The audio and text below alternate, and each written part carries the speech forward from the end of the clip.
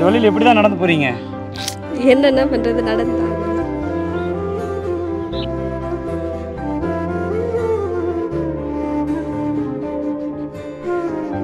இதெல்லாம் நீ வித்துட்டு போக வேண்டியது எதுக்கும் ஆகாதுங்க. இது வாங்கி நம்ம வீட்டில் செலவெல்லாம் வாங்கி சாப்பிட்றலாமா? முடியாது, கூலிக்கு போகணும். ஐயா, இப்போ வந்து நீங்கள் விவசாயம் பண்ணுறீங்க, நாங்கள்லாம் சிட்டியில் இருக்கோம். இப்போது மலை மாவட்டத்தை தாண்டி கீழே இருக்கிறவங்களாம் நாங்கள் எதுக்கு உங்களுக்கு ஆதரவு தரணும்? இல்லைன்னா நீங்களே சேர்ந்து ஒரு டீ ஃபேக்ட்ரி உருவாக்கிருங்க ஐயா. முடியாது, விட மாட்டானுங்க. அதுக்காக தானே இண்டிகோ ஃபேக்ட்ரி உருவாக்கணும். இன்னைக்கு இண்டிகோ நிலைமை என்ன இருக்கு?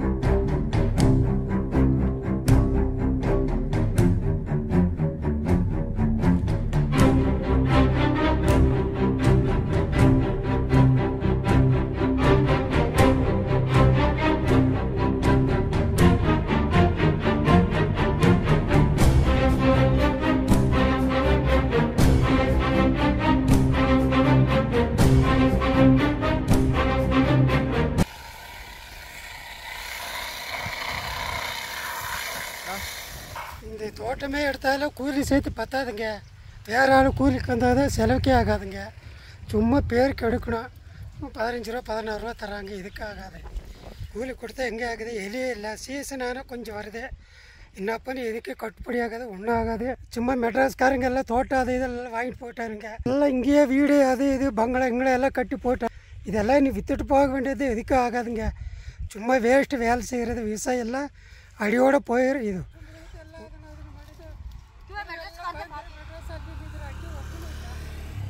அம்மா சொல்லுங்கம்மா, எத்தனை வருஷமாக இந்த வேலை பண்ணுறீங்க? எங்கே காலந்து கழிச்சதுக்கு இது அந்த காலத்துலேருந்து இந்த வேலை தான் பண்ணுறீங்க. சரி, இப்போ எவ்வளோ ரேட் எப்படிம்மா? பரவாயில்லையா உங்களுக்கு? எங்கே அதை நாக்கு தந்தாரா 14 கட்டுப்படி ஒன்றும் ஆகாது, லாஸு தான். அப்படியே இந்த வேலை செய்கிறீங்க? இந்த வேலை செஞ்சால் என்ன செய்யணும்? இன்னும் இது இல்லாத ஒன்றும் இல்லை. இதுக்கு அடுத்தது உங்கள் தோட்டம் யார் பார்க்குறாங்க? சத்துட்டு குழந்தைத பார்க்கணும், பசங்க தான். அவங்களுக்கு இதெல்லாம் தெரியுமா? அவங்களுக்கு எல்லாம் தெரியாது. சரி, அவங்க கட்டுப்படி ஆகாதுன்னு சொல்லி இந்த வேலை செய்வாங்களா? அவங்க வித்துட்டு போகிறாங்க, விற்றுருவாங்க. இன்னும் வித்துட்டு போகணும். பாருங்கள், இந்த மாதிரி வந்து நீலகிரியில் ஒரு 90% தோட்டங்கள் வந்து இப்படி தான் வந்து விற்கிறாங்க. இது வச்சு ஒன்றும் பிரயோஜனம் இல்லை. சரி, நன்றிம்மா. ஏதோ நல்ல ஏதோ வரட்டும்னு நம்ம நம்புவோம். சரி, தேங்க்யூ. பனி இல்லாத பூசி விழுந்திருக்கும். இப்போ எப்படிம்மா இது காடெல்லாம் இப்படி ஆயிடுச்சு, இதெல்லாம் கவனிக்க முடியலையா? மழை இல்லை, வெயில் ஜாஸ்தி. இன்னும் என்ன செய்யுது? இப்போ சாயந்தரம் வரைக்கும் எல்லாம் எடுக்கிறீங்களே, இது கூலி வருதா உங்களுக்கு? கூலி கட்டுப்படி ஆகாது. 300 350 கூலி கொடுக்குறாங்க. இப்போ 300 ஆகாது. சாயந்தரம் வரைக்கும் இது பண்ணாலும் கூலிக்கு ஆகாது. கூலிக்கு ஆகாது தம்பி. அப்புறம் எதுக்கு இந்த வேலை பண்ணுறீங்க? என்ன செய்யுது? அடுத்தது இலை வராது, அடுத்தது ஃபைல் வராது. ஏதோ நம்பிக்கை இருக்கா உங்களுக்கு? ஆமாம். இது இனிமேல் எல்லாம் ரேட்டு ஜாஸ்தி ஆயிரும்னு ஏதோ நம்பிக்கை இருக்கா? அடுத்தது நம்பிக்கை நமக்கெல்லாம் தெரியாது. ஒரு 20 ரூபா வந்தால் போதும். இப்போ வந்து 14 ரூபா 15 ரூபா. அது எப்போ இல்லை 3 மாதத்துக்கு ஒரு தடவை, 3 மாதம் ஒரு தடவை. அது என்ன ஆகுது? பெரிய தோட்டம் நமக்கெல்லாம் இல்லை. ஒரு பையன் இருக்கா, ஒரு பிள்ளை தூரம் போயிடுச்சு. பையக்கு பாதி, நான் எனக்கு பாதி. ஐயா இருக்கா, உடம்புக்கு இது வாங்கி நம்ம வீட்டில் செலவெல்லாம் வாங்கி சாப்பிட்றலாமா? முடியாது, கூலிக்கு போகணும். அதனால் கூலிக்கு ஆள் இல்லை, நீங்களே வந்துட்டீங்க. ஆமாங்க, கூலிக்கு ஆள் வராது. இதெல்லாம் 10 கிலோ 15 கிலோ எடுக்க முடியாது. 10 கிலோன்னு போட்டால் 200 ஆகுது. 200 250 ரூபா வரும். ஆமாம், கூலி 350 ரூபா. ஆமாங்க, கையிலேருந்து போட்டு கொடுக்கணும். என்ன செய்யறது? அடுத்தது பயிர் வராது, அதுக்கு தான் எடுக்கணும். நாங்கள் எல்லாம் அப்புறம் கஷ்டப்படுறோம். ஐயக்கெல்லாம் உடம்பு சரியில்லை. ஒருத்த வேலை செஞ்சு இது 10 கிலோ 15 கிலோ வராது. கஷ்டம் ஜாஸ்தி, என்ன செய்யுது? இப்போ ஓட்டு போட்டவங்க வந்து எதாவது வந்து பார்த்து பண்ணுறாங்களா? பண்ணமாங்க இல்லையான்னு தெரியலையே. எல்லாம் ஓட்டு வாங்கக்கூடாது, ஒன்றும் சொல்லலை. அவங்க ஜெயிச்சுட்டு போகிறாங்க. நமக்கு யார் கொடுக்குறாங்க தம்பி? என்ன செய்யுது? சரிம்மா, உங்கள் நிலைமை மாறிடும், கவலைப்படாதீங்க. சரிங்க தம்பி. சரிங்களா? நன்றி தம்பி. சரிங்கம்மா, பாருங்க. சரி தம்பி.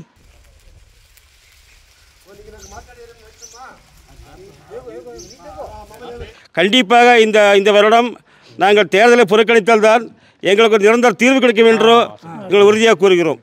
இன்றைக்கி வந்து நாம் நீலகிரி மாவட்ட சிறு விவசாயிகள் நல சங்கம் தலைவர் ஐ போஜன் அவர்கள் ஐயா கிட்ட நம்ம சில விஷயங்கள் கேட்க போகிறோம். ஐயா வணக்கம். ஐயா வணக்கங்க. நீலகிரியில் வந்து இப்போ எதனால் வந்து இந்த ஒரு தேர்தல் புறக்கணிப்பு அப்படிங்கிற ஒரு நிலைமைக்கு வந்திருக்கீங்க? நீலகிரியில் தேர்தல் புறக்கணிப்புங்கிறது வந்து இந்த மாவட்டத்தில் இருக்கக்கூடிய மக்களினுடைய பொருளாதாரம் மிகவும் மோசமான ஒரு சீரடைந்து கொண்டிருக்கின்ற காரணத்தினாலே இந்த தேர்தல் புறக்கணிப்பு என்பதை நாங்கள் முன்னுக்கு கொண்டு வந்து இப்பொழுது பிரச்சாரம் பயன் செய்து கொண்டிருக்கிறோம். ஐயா, இப்போ நம்ம ஒருத்தரை வந்து ஓட்டு போடக்கூடாதுன்றதே வந்து அவங்களோட அடிப்படை உரிமையை வந்து நம்ம ஒரு தட்டி பறிக்கிற மாதிரி. ஸோ இந்த மாதிரியான ஒரு நிலைமைக்கு போனதுக்கு என்ன காரணங்க ஐயா? காரணம் ஒன்றும் இல்லைங்க. இடையில் வந்து நம்ம நீலகிரியில் 75% வந்து விவசாயிகள் தேயிலை தான் நம்பிட்டுருக்காங்க. அந்த பச்சை தேயிலை பறிக்கக்கூடிய அந்த விவசாயிகளுக்கு ஒரு செயற்கையான ஒரு பஞ்சத்தை நடுவில் இருக்கக்கூடிய அது தொழிற்சாலை உரிமையாளர்கள் அல்லது புரோக்கருங்க இவங்க எல்லாமே செஞ்சிடுறாங்க. அதனால் வந்து என்ன ஆயிடுச்சுன்னா ஆட்டோமேட்டிக்காக இந்த 20 வருஷமாக பச்சை தேயிலைக்கு வெளியே நியாயமான விலை கிடைக்கல. அதுதான் உண்மை. அப்படி இருக்கிறதுனால நாங்கள் என்ன பண்ணோன்னா இந்த தேயிலைக்கு மத்திய அரசு மாநில அரசு ஒரு நிர்ணய விலையை செய்து கொடுக்க வேண்டும், எங்களுடைய பச்சை தேயிலைக்கு ஒரு ஆதார விலை கொடுக்க வேண்டும் என்கின்ற நிலையில் நாங்கள் பல கோரிக்கைகளை மத்திய மாநில அரசுகளிடம் வைத்திருந்தோம். கடந்த 10 ஆண்டு காலமாக இங்கே நம்மளுடைய பாராளுமன்ற உறுப்பினர் ராசா அவர்களிடத்திலும், இங்கே அமைச்சராக இருக்கக்கூடிய இப்பொழுது இங்கே வேட்பாளராக நிற்கக்கூடிய முருகன் அவர்களிடத்திலும் நாங்கள் 10 ஆண்டு காலமாக எங்களுடைய குறைகளை கேட்டுக்கொண்டே இருக்கிறோம். அவர்களும் காதிலே கேட்டுக்கொண்டு செய்து விடலாம் என்று சொல்லிவிட்டு எங்களுடைய பிரச்சனையை காதிலே போட்டுக்கொள்வதில்லை. எனவே தான் நாங்கள் இந்த முறை நீங்கள் சொன்னீர்கள் அல்லவா, ஜனநாயக முறையிலே தேர்தலை புறக்கணிப்பது நியாயமல்லதா? ஜனநாயக முறையில் இந்த விவசாயிகளுக்கு சாகடிப்பது நியாயமா? அதுவும் நியாயம் இல்லை தான். அது நியாயம் இல்லை. அதனால் நாங்கள் என்ன பண்ணோன்னா இந்த தேர்தலை புறக்கணிக்கலாம், இந்த வாக்கு சதவீதத்தை குறைச்சான்னா அந்த அரசாங்கம் எங்ககிட்ட எதுக்காக நீங்கள் இந்த மாதிரி பண்ணீங்க, உங்கள் பிரச்சனை என்னான்னு கேட்பாங்க. அப்போவாவது எங்களுடைய பிரச்சனையை சொன்னால் எங்களுக்கு ஒரு வாழ்வு ஒரு விமோசனம் கிடைக்குன்றதுனால தான் நாங்கள் இந்த தேர்தல் புறக்கணிப்பு என்பதனை இப்பொழுது முன்னிறுத்தி 1 லட்சம் துண்டு பிரசுரங்கள் கீழே இருக்கின்ற அந்த 3 தொகுதியிலே கொடுத்து முடித்து விட்டார்கள். இப்பொழுது மீண்டும் மறுபடியும் அவர்கள் வீடு வீடாக சென்று இந்த ஓட்டை புறக்கணிக்க வேண்டும் என்று சொல்லி கொண்டிருக்கின்றார்கள் நம்முடைய மலை மாவட்ட சிறு விவசாய நல சங்கத்தினுடைய கோரிக்கைக்காக. சரிங்க ஐயா, இப்போ நம்ம அந்த புறக்கணிக்கிறதுக்கு பதிலாக இவ்வளோ ஆதரவு இருக்கும்போது இப்போ நீங்களே வந்து ஒரு சுயேட்சையாக ஒரு வேட்பாளரை நிறுத்தி அவருக்காக உங்கள் ஒரு ஆதரவை கொடுத்துருந்தா இன்னும் நல்லா இருந்திருக்கும் ஐயா. நிச்சயமாக. ஆனால் அந்த அளவுக்கு பொருளாதாரம் வேண்டும் இல்லைங்களா? ஏற்கனவே பொருளாதாரம் அதில் நாமினேஷன் கட்டவே காசு இல்லைங்க. நாமினேஷன் கட்டுறதுக்கு இந்த விவசாய சங்கத்தில் காசு கிடையாது. எப்படி நம்ம எலெக்ஷனில் நின்று இது பண்ண முடியும்? அதனால் நம்ம இன்னொரு முடிவு கூட எடுத்திருக்கோம். இது நான் ஒருத்தர் சொல்லக்கூடாது. இந்த சங்கத்தில் 50,000 விவசாய உறுப்பினர்கள் இருக்காங்க. அவங்க எல்லாத்தையும் ஒன்று சேர்த்து ஒரு மாபெரும் ஒரு மாநாட்டை நடத்தி அந்த மாநாட்டின் மூலமாக வருகின்ற எம்எல்ஏ தேர்தலிலே விவசாயிகளுடைய வேட்பாளர்களை நிறுத்த வேண்டும் என்கின்ற ஒரு முடிவை நாங்கள் எடுக்க இருக்கின்றோம். ஒரு அடிப்படை விலை வந்து கம்மியாக இருக்கிறதுனால எந்த அளவுக்கு பாதிப்பு உருவாயிருக்குங்க நீலகிரியில் பொறுத்தளவுக்கு? கடந்த 30 ஆண்டுகளுக்கு முன்பாக இந்த நீலகிரியில் இருக்கக்கூடிய அத்தனை மாணவர்களையும் பெற்றோர்கள் படிக்க வைத்தார்கள். யாரும் ஒரு அங்குல நிலத்தை கூட விற்கவில்லை. அதே போல் அவனுக்கு வருகின்ற ஆஸ்பத்திரி செலவிற்கு, மருத்துவ செலவிற்கு, அந்த மருத்துவ செலவுக்கும் கூட யாரும் கவலைப்படாமல் அவங்களுடைய பிரச்சனை தீர்த்தாங்க. நாங்கள் யாருமே தோட்டத்தையே விற்கல, ஒன்றும் பண்ணல, ஊரை விட்டும் போகல. ஆச்சுங்களா? கல்வி, மருத்துவம், விவசாயம் எல்லாத்துக்குமே எங்களுக்கு ஒரு நல்ல வருமானம் கிடச்சிட்டு இருந்துச்சு. தேயிலை வருமானத்தை வச்சு தான் நாங்கள் பண்ணோம்.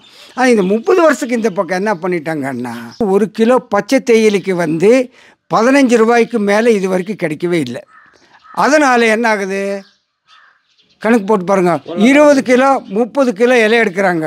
நீங்களே கணக்கு போட்டு பாருங்கள். கையிலேருந்து காசு கொடுக்க வேண்டியதாக இருக்குது கூலிக்கு. அப்போ வந்து 8 ரூபா 9 ரூபா இலைக்கு விலை கிடச்சிது. அப்போ 1 கிலோ அரிசி வந்து 1.5 ரூபா.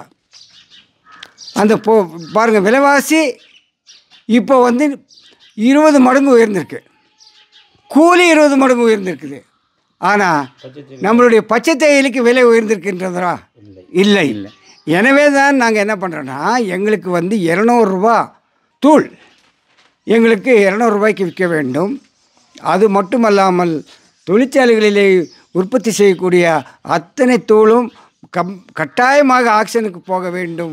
அப்படியானால்தான் எங்களுடைய பச்சை தேயிலைக்கு குறைந்தபட்சம் ஒரு 40 ரூபாயாவது ஒரு பச்சை தேயிலை 1 கிலோ கிடைக்கும். அப்படி கிடைக்கின்ற பட்சத்தில் நாங்கள் எங்களுடைய தோட்டத்தை நாங்கள் நல்ல முறையிலே பராமரிக்க முடியும், பராமரித்து அவர்களுக்கு கூலி கொடுக்கவும் முடியும் என்பது தான் எங்களுடைய கோரிக்கையாக இருக்கின்றது. ஐயா, இப்போ வந்து நீங்கள் விவசாயம் பண்ணுறீங்க, நாங்கள்லாம் சிட்டியில் இருக்கோம். இப்போது மலை மாவட்டத்தை தாண்டி கீழே இருக்கிறவங்களாம் நாங்கள் எதுக்கு உங்களுக்கு ஆதரவு தரணும்? நீங்கள் எங்களுக்கு எதுக்கு ஆதரவு தரணுன்னா, நீலகிரியில் நல்லா மழை பெஞ்சு இங்கே தண்ணி ஊறினா தான் கீழே இருக்கிறவங்களுக்கு குடிநீராவது கிடைக்கும். ஒன்று, அந்த குடிநீர் கிடைக்கிறதுக்காக நாங்கள் இங்கே என்ன பண்ணோன்னா, இந்த மரங்களெல்லாம் வளர்க்கணும். இப்போ மரங்களை வளர்க்க முடியல, ஏன்னா எங்களுடைய வாழ்வாதாரத்துக்காக நாங்கள் வளர்த்த மரத்தை எல்லாம் விற்று விட்டோம், எல்லாத்தையும் அறுத்து இப்போ பொட்டலுக்காடாயிடுச்சு. அதனால் இங்கே இருக்கிற தண்ணி ஊறுறதெல்லாம் இல்லாமல் இருந்தால் உங்களுக்கு அங்கே குடிக்கிறதுக்கு கூட தண்ணி கிடைக்காது. ஆமாம், இப்போ நான் வர வழியில் கூட பார்த்தேன், இந்த பவானி சாகர் ஆறு, அந்த ஆறே காணோம். ஆச்சுங்களா, இதுதான் உண்மை. அது மட்டும் இல்லாமல் எங்களுடைய தேயிலைக்கு நல்ல விலை இருந்துச்சுன்னா வியாபாரிங்கள்லாம் நல்லா இருப்பாங்க, வியாபாரம் ஆகும் அவங்களுக்கு. இந்த வாகன ஓட்டிங்களுக்கு எல்லாமே நல்ல ஒரு வாடகை கிடைக்கும். இதெல்லாம் இருக்குது இல்லைங்களா, வாழ்வாதாரன்றது அதுதான். மரத்தெல்லாம் வெட்டினதுனால பூமி உஷ்ணம் ஜாஸ்தி ஆயிடுச்சு. உஷ்ணம் ஜாஸ்தி ஆனதுனால இந்த பனிப்பாறையெல்லாம் கரைஞ்சிட்டே வருது. பனிப்பாறை கரைக்கிறதுனால இந்த கடல் மட்டம் உயர்ந்துகிட்டே வருது. ஆமாங்க. ஏறக்குறைய ஆராய்ச்சி பண்ணவங்க சொல்கிறாங்க, வெள்ளூர் வரைக்குமே இந்த தண்ணி வந்து மூடிடும் அப்படின்னு சொல்கிறாங்க. அப்போ அந்த மெட்ராஸில் இருக்கிற மக்களும் வெள்ளூரில் இருக்கிற மக்கள்லேயும் நம்ம உயிர் முக்கியம், நம்ம பசங்க முக்கியம்ன்றதுனால அவங்க எல்லாம் என்ன பண்ணுறாங்க, நேராக நீலகிரிக்கு வந்து இடத்த வாங்கிடுறாங்க. நம்மளுடைய முன்னால் இருக்கிற பின்னால் இருக்கிற நிலத்தை எல்லாத்தையும் வாங்கிடுறாங்க. வாங்கிட்டு இருந்தால் இருக்கட்டும்னா இங்கே வீடு கட்டுறாங்க. ஒரே கருங்கல் காட்சியாக இருக்கின்றது. எங்கு பார்த்தாலும் மோல்டு வீடு கட்டிகிட்ருக்காங்க. அப்படி கட்டுறதுனால என்ன ஆகும்னா, இந்த பூமி பாரத்தை தாங்க முடியாத ஒரு கட்டத்தில் என்ன ஆகும், நிலச்சரிவு ஏற்படும். நிலச்சரிவு ஏற்படுறதுனால தான் நிறைய பாதிப்புகள் ஏற்படுது. உதகையில் மட்டும் ஒரே மாதத்தில் 2 தடவை நிலச்சரிவு ஏற்பட்டு ஏறக்குறைய 6 பேர் இறந்துருக்கிறதாக நம்ம பத்திரிகையில் பார்க்குறோம். நடைமுறை இதுதான். அது முதல்ல வந்து ஒரு 20 ஆண்டுகளுக்கு முன்னாடி இந்த நிலச்சரிவு இந்த அளவுக்கு இல்லை. இல்லை, இப்போ வந்து இந்த வீடியோலாம் பார்க்கும்போது அப்படியே ஒரு இதே மலையே வந்துடுது போல் இருக்குது, கீழே இறங்கிடு போல் இருக்குது சூழ்நிலை. அதுதான் மலை எல்லாத்தையுமே நம்ம இந்த கருங்கல் எல்லாம் வெட்டி ஆர்டர் இருக்குது, பாறை உடைக்கக்கூடாதுன்ட்டு. எங்கே பாறை உடையாமல் இருக்குது, ஆர்டர் இருக்குது. இங்கே இருக்கிற மரத்தெல்லாம் வெட்டக்கூடாதுன்னு சொல்லி எங்கே மரத்தை வெட்டாமல் இருக்காங்க, ஆர்டர் இருக்குது. ஹெவி மெட்டீரியலில் கட்டக்கூடாதுன்னு. அதனால் நான் பொதுவாக என்ன சொல்ல வரேன்னா, நீலகிரி மாவட்டம் இல்லைன்னு வைங்க, கீழே இருக்கிற 4-5 மாவட்டங்களுக்கு குடிக்கிறதுக்கு கூட தண்ணி கிடைக்காது. இது நிதர்சனமான உண்மை. இதனை நாம் காப்பாற்ற வேண்டும் என்றால் இந்த தேயிலைக்கு விலை வந்தால் தான் அவன் என்ன பண்ணுவான்னா 4 மரத்தை நடுவான். வந்து பார்ப்பான். விவசாயம் பார்த்தாலே பசுமை நிறையும். அதனால பூமி கோலானா தண்ணி ஊறும். இதுதான் உண்மை. இதை மக்கள் தெரிஞ்சுக்கிறாங்க, அரசாங்கத்துக்கு தெரியலையே, என்ன பண்ணுறதுன்னு தான் நாங்கள் வருத்தப்படுறோம் விவசாயிகள். எனவே எங்களுடைய பரிதாப நிலைமையை பார்த்து நீங்கள் விரும்பி செஞ்சீங்கன்னா நம்ம எல்லோரும் நல்லா இருக்கலாம். நன்றி ஐயா, நன்றி, தேங்க்யூ.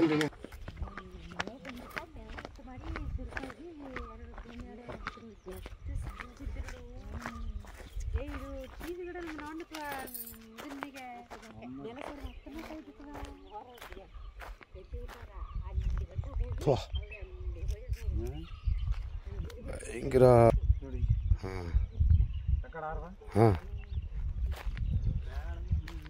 ರೋಡೇ ಇಲ್ಲ ಲೋನು ಐತಿ ನೋಡಿ, ಡೀಪ್ ಐತಿ ನೋಡು.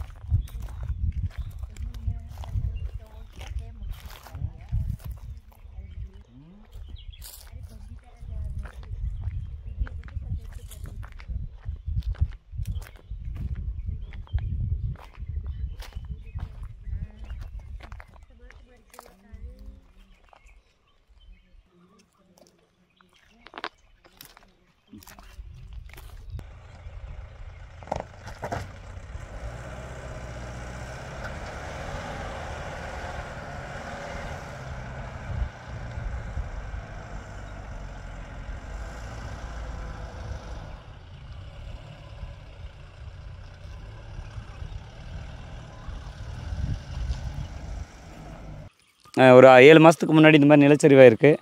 ஆனால் இந்த வழியில் பஸ் எல்லாம் போகிறதில்ல, நடந்தால் போகிறாங்க. சரி அவங்ககிட்ட கேட்போம். எவ்வளோ நாள் இப்படி இருக்குமா? 6 மாதத்துக்கு மேலே ஆச்சு. 6 மாதத்துக்கு மேலே ஆச்சு.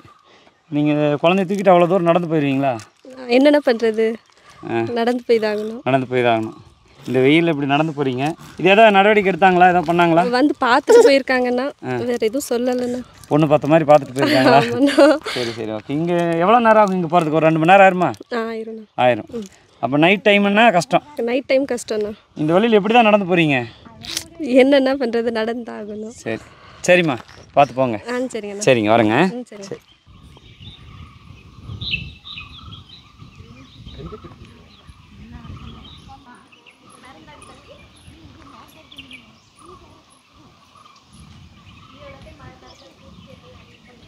ஒரு முக்கியமான விஷயத்தை நான் மறந்துட்டேன். அதனால் வந்து வீட்டுக்குள்ளே வந்துட்டோம். ஏன்னா நீலகிரியில் வெயில் என்னாலே தாங்க முடியல, அதிகமான வெயிலாக இருக்குது. ஐயா இப்போ நான் ஒரு சின்ன ஒரு கொஸ்டின் மறந்துட்டேன், ஐயா, அதனால தான் திருப்பி வந்தேன்.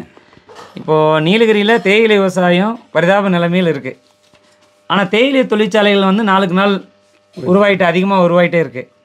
அது எப்படி சாத்தியம்? அது என்ன நடக்குது? இப்போ நீங்கள் இருக்கீங்க இல்லைங்களா, நீங்கள் கேட்குற கேள்வி நியாயமான கேள்வி. ஆனால் இது வரைக்குமே நீலகிரியில் இந்த மாதிரி ஒரு வெயிலை நம்ம பார்த்ததே கிடையாது இல்லைங்களா. ஒன்று அது இல்லாமல் இப்போ வீட்டுக்குள்ளார படுக்கக்கூட முடியல, அவ்வளோ உஷ்ணம். வெளியில் படுக்கிற மாதிரி ஒரு சூழ்நிலை வந்துருச்சு. ஒரு ஃபேக்ட்ரி வச்சுட்டு இருந்தவன் வருஷத்துக்கு ஒரு ஃபேக்ட்ரி புதுப்பிச்சுட்டே இருக்கா. 5 ஃபேக்ட்ரி 6 ஃபேக்ட்ரி பண்ணுறது, குட்டி போட்டே இருக்கு.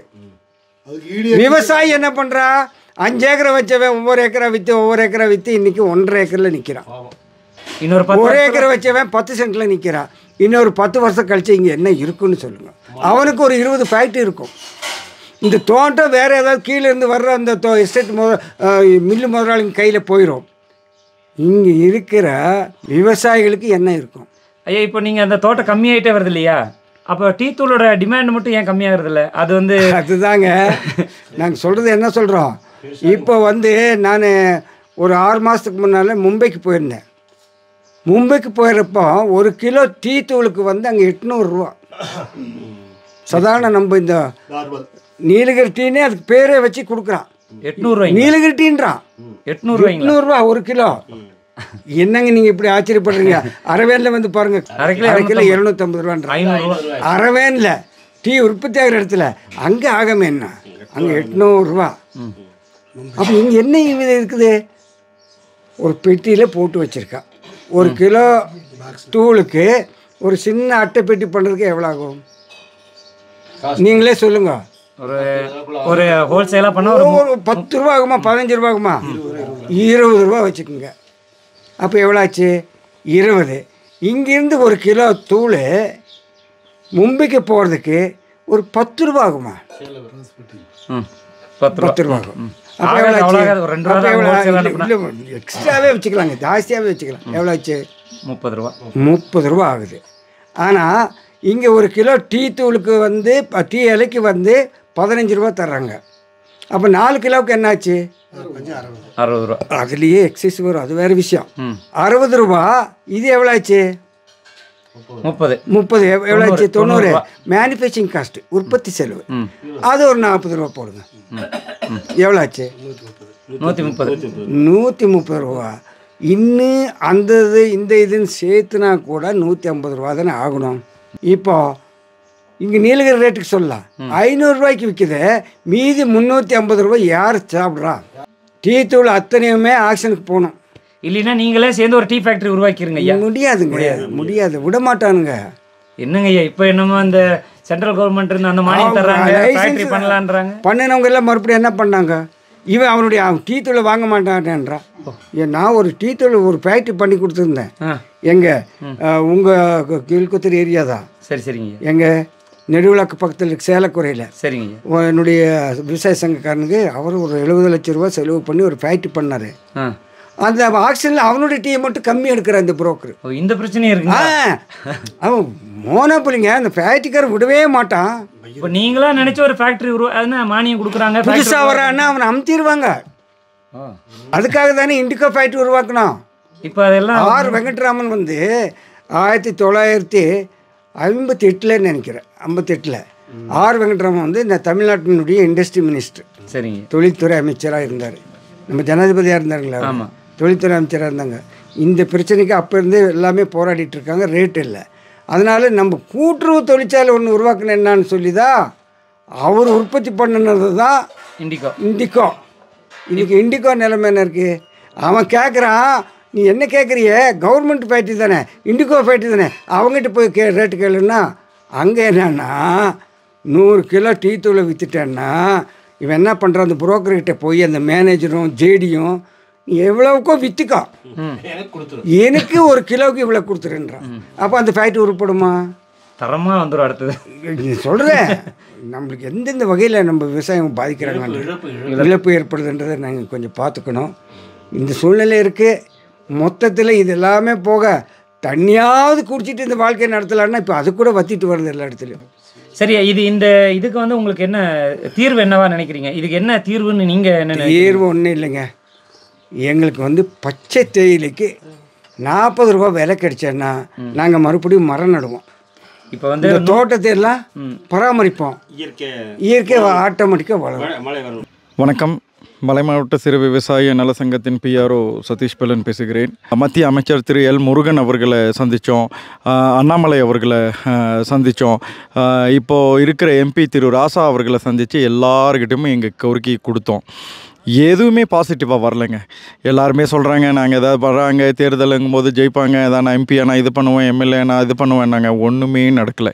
இந்த 30 வருஷமாக இங்கே இருக்கிறவங்க எல்லாருமே இங்கே இருக்கிற சொத்தெல்லாம் விற்றுட்டு கீழே போயிட்டு ஒரு வாட்ச்மேனாவோ இல்லை ஒரு ஸ்டோர் கீப்பராகவோ தான் வேலை செஞ்சிட்ருக்காங்க. 15,000 10,000 சம்பளத்துக்கு திருப்பூர் பனியன் கம்பெனிக்கும் போய் வேலை செஞ்சிட்ருக்காங்க.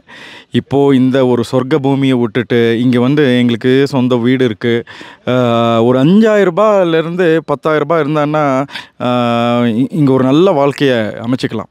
ஆனால் அந்த ஒரு சூழ்நிலையும் இல்லாமல் தான் எல்லாருமே கீழே போயிட்டுருக்காங்க. இதுக்கு ஒரே ரீசன் வந்து எங்கள் தேயிலைக்கு விலை இல்லாதது தான். அதனால் இது வரைக்கும் பொறுத்து பார்த்துட்டு இப்போ என்ன பண்ணோம் அப்படின்னா, இந்த தேர்தலை ஒட்டி, இந்த மத்திய தேர்தலை ஒட்டி நாங்கள் என்ன, இந்த எம்பி தேர்தலை ஒட்டி நாங்கள் என்ன பண்ணோம் அப்படின்னா, நீலகிரியில் இருக்கிற 6 தாலுக்காவையும் சேர்ந்த அனைத்து சங்கங்களையும் அனைத்து ஊர் தலைவர்களையும் மொத்தம் 415 ஊர் இருக்குது எல்லாரையுமே அழைச்சி 7ஆம் தேதி, போன மாதம் 7ஆம் தேதி வந்து என்சிஎம்எஸில் ஒரு மீட்டிங் போட்டோம். எல்லாருமே ஒரே வார்த்தையாக சொன்னது, எங்கள் கோரிக்கை தீராமல் நாங்கள் வாக்களிக்க தயாராக இல்லை, நாங்கள் வந்து இந்த எலெக்ஷனை புறக்கணிக்கிறோம், we are boycotting this election.